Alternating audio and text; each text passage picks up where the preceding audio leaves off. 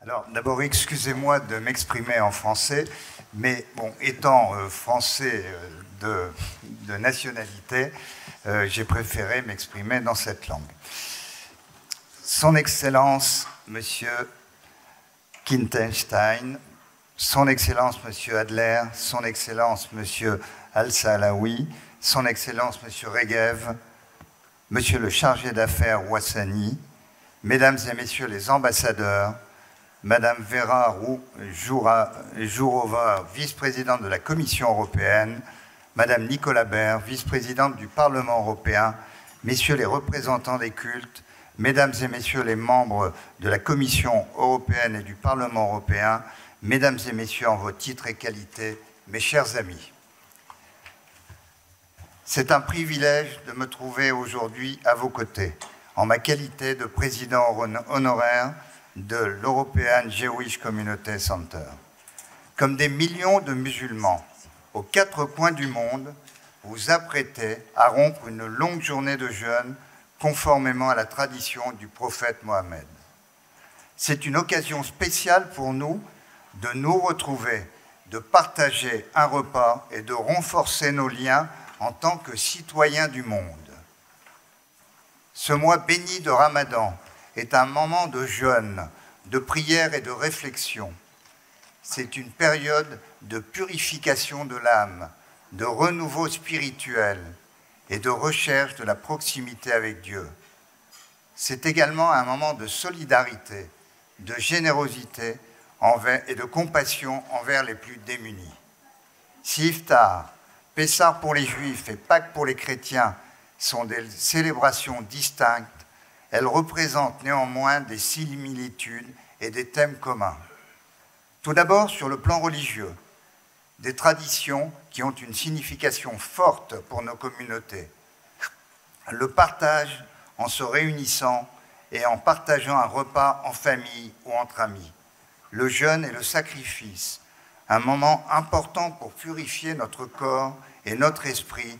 Et enfin, la reconnaissance et la renaissance, une période de réflexion spirituelle et de renouveau. Dans l'ensemble, bien qu'il existe des différences dans nos fêtes, elles partagent des valeurs communes. La transmission culturelle doit être dynamique et vivante pour rester pertinente et attrayante pour les générations à venir. C'est ainsi que nous avons une meilleure compréhension de notre histoire, de notre patrimoine, de nos traditions et de notre impact dans le monde. Je voudrais profiter de cette occasion très rapidement pour évoquer les accords d'Abraham. Ces accords ont permis de normaliser les relations entre Israël, comme ça a été dit tout à l'heure, les Émirats unis et le Bahreïn. Cet accord de paix scelle des engagements de coopération économique, de sécurité et de culture entre les pays. Depuis 2020, le Maroc a également normalisé sa relation avec Israël. Souhaitons que d'autres pays suivent votre exemple à l'avenir. La force de nos pays réside dans la richesse que constitue leur diversité culturelle et convictionnelle.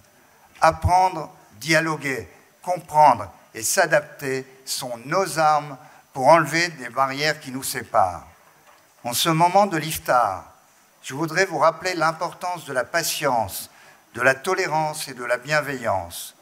Nous sommes tous différents, avec nos propres expériences de vie et nos propres croyances, mais nous avons tous un objectif commun de vivre dans la paix et l'harmonie. En tant que membres d'une communauté, nous devons être solidaires les uns envers les autres, nous soutenir mutuellement et nous traiter avec respect et dignité.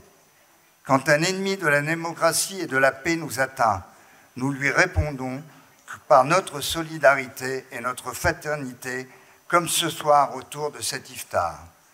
Nous repartirons tous ici en nous sentant plus humains, plus connectés les uns aux autres, car après tout, le but de la foi est de nous amener à un niveau plus élevé d'humanité.